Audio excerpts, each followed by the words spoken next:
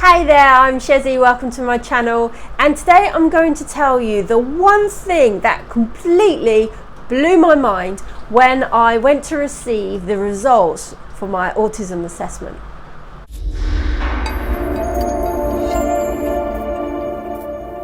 Welcome to my channel.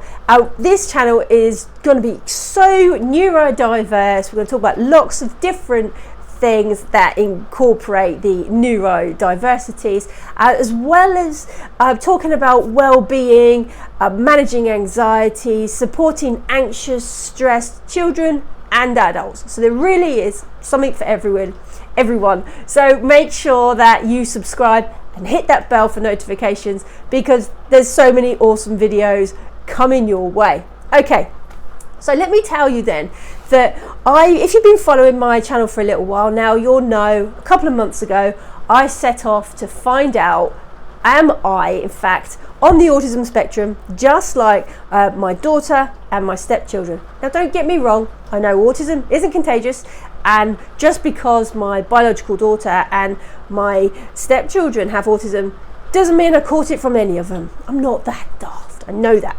However, as they got older, I noticed some real things that they were doing as teenagers that I did as a teenager, and it was a real moment for me, and I was like, oh my goodness, could I be autistic too? So as you can see, I'll put the link in around here somewhere so you can follow those other videos. Anyway, I set off on this journey, and yesterday was the day that I went back to receive the results from my assessments. Well, not a shocker. It turns out, yes, I do have autism. I'm autistic. Okay, not a problem at all. What was really interesting though is that my autism is considered very mild. However, it's greatly impacted by the fact that my dyslexia is moderate. So the two of them really combine together to make a bit of a higgledy-pickledy crazy package. So it's quite common with autism anyway that there are coexisting conditions which can exacerbate, I think that's the word, exacerbate things. So there we have it. So a lot of my struggles that I have are due to being quite dyslexic, and it's made worse by being autistic as well. Hence why I can't hold my thoughts in a straight line. They're all over the place. I forget things. Processing things in an order is incredibly difficult. But it may be a case of, if I didn't have the dyslexia, I would just get on with it and I'll just be a little bit quirky, which is fine, not a problem. And which there are probably hundreds of people in life who are neurodiverse but don't know it, because it doesn't really affect them. It's not until there's a coexisting condition which makes life incredibly difficult. So that's what that is. Really interesting. There was a small part of me though that was kind of hoping that my crazy fast thinking mind would be some form of ADHD, because I'm not going to lie, I was thinking, how amazing would it be to have a quiet mind, to not have a million thoughts all at once, or to be able to have a thought, catch it and deal with it, instead of what happens at the moment. I have a thought, and unless I act on it straight away, that thought's gone. It makes life very, very chaotic. So I spoke to the clinical psychologist about this. I said, so I take it it's not ADHD then? And she said, no. Some people on the spectrum have really fast minds, similar to ADHD, but without all the other things that come with ADHD. So the quick emotional dysregulation, their very impulsiveness, can be very, very chatty, very loud, and that's definitely not me.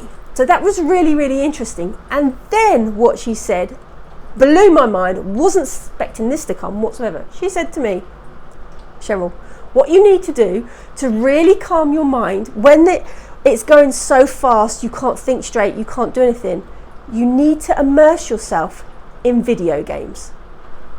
That's it, video games. So that's a lot of autistic people, when they hyper-focus on one thing, their brain will just hyper-focus, and you can't get any other thoughts coming in and out, apart from the hyperfocus, but you know you can't keep thinking about that because you're exhausted. So for me, it's work. I'm always doing work things, thinking, how can I help next? What's the next thing I can do? But sometimes it's exhausting and I don't want to have those thoughts anymore. So yeah, computer games. And if it comes to on a weekend and you need to spend 8 hours playing computer games for your mind to quiet and be still and to not have a million thoughts, then that's what you need to do. Which was amazing, because I get parents contacting me saying, hey, can you help? How do I get my child away from the screen? They just want to be on the screen. Now, I'm not saying that there isn't a problem with too much screen time. There is. But there's also, which I didn't realise, research out there that's explaining that the autistic mind needs that sort of computer gaming focus to be able to regulate yourself back down. Now, I do enjoy computer games, and there have been times where I have just put my headphones on and I'm terrible at them, really, really bad, but I've just been blasting the bad guys because I don't have to think about anything else. So that was just amazing. So I kind of want to be doing a bit of a shout out to you parents out there who you may be thinking, oh my goodness, my child just will not do anything else. It may be that their mind needs that to shut down. So if they've been at school all day having all these thoughts, all these stresses, and they just need to come home and completely bring themselves back down, well, I've just been told by a clinical psychologist that that's what the autistic brain sometimes needs to be able to hyper focus on something else to stop all the other thoughts. Amazing. Anyway, let me know in the comments what you think about that. Have you heard that before? Is that new to you? Is your mind as blown as mine was yesterday? And if you're an autistic individual and you play video games, what do you play? Let me know in the comments. I like to play World War II Call of Duty and rubbish. I'm always at the bottom of the leaderboard, and I have to mute my mic because people are very unkind and say very mean things to me, but I don't care because I'm enjoying playing and I'm teaching them participation, patience, and being a good team member. Of course, there's always a lesson there somewhere. Anyway, chat to you soon. Take care. Bye for now.